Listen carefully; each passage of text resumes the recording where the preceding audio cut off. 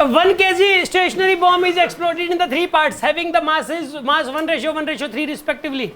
Parts having the same mass move in perpendicular direction with velocity 30 meter per second. The velocity of the bigger part will be.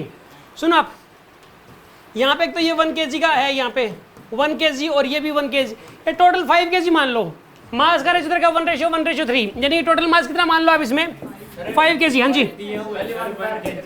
क्या कह रहे हो? 1 kg बता रखा है. अच्छा पहले से बता रखे क्या 1 kg? ये टोटल मास कितना है इसका पहले से बताइए. 1 kg.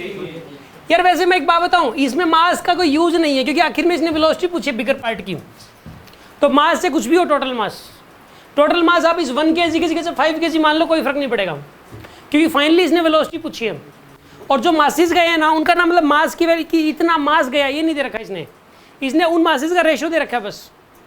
और इस ये दो मास ये इसकी की स्पीड ये तो तीसरे मास की स्पीड बताओ. इस क्वेश्चन में ये मास देने का कोई तुक नहीं बनता, चाहे दे भी दे चाहे ना दे, कोई फर्क नहीं पड़ता इस चीज से. ठीक है ना. अगर ये कह देता कि ये 1 kg या 2 kg इधर जाएगा या फिर इधर जाएगा, ये बोल देता मतलब कि इतना मास इधर जाएगा, ठीक है, तो उस केस के अंदर जो है ना बिगर पार्ट की फिर तो आप इसका यूज करते हैं. ठीक है. अब ये काम करो, टोटल मास में इसकी जगह 5 kg मान रहा हूँ, इससे कोई फर्क नहीं पड़ेगा हमारे आंसर पे. 5 kg, 1 kg और एक 3 kg और parts having the same mass move in the perpendicular direction. अब ये जो है ना ये परपेंडिकुलर जा रहे हैं, कितनी स्पीड के साथ बताइए? 30, इसकी स्पीड 30, इसकी स्पीड 30. और अब ये कितना मास का बच्चा है यहाँ पर? ये 3 kg का, 3 kg का. इसकी स्पीड भाई, इसकी स्पीड हमें पता नहीं कितनी है. अब एक काम करो, P इनिशियल इक्वल्स टू, एक काम करो यार इन दोनों का मोमेंटम लिख लो यार, इन दोनों का वही इसका मोमेंटम हो जाएगा. फिर जो इन दोनों का जो मोमेंटम है, इन दोनों का मोमेंटम कितना है बताइए यहाँ पे? 30 का स्क्वायर प्लस 30 का स्क्वायर पूरे का. इन दोनों का नेट रिजल्टेंट मोमेंटम कितना आएगा? 30√2. तो इसका मोमेंटम भी कितना होना चाहिए? 30√2.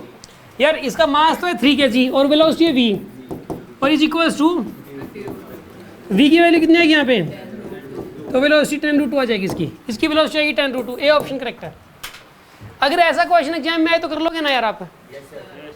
अगर 3 पीस बने ना एक बड़े पीस के, तो किन्हीं भी 2 का जो रिजल्टेंट मोमेंटम होगा ना वो तीसरे के मोमेंटम के बराबर हो जाएगा बस.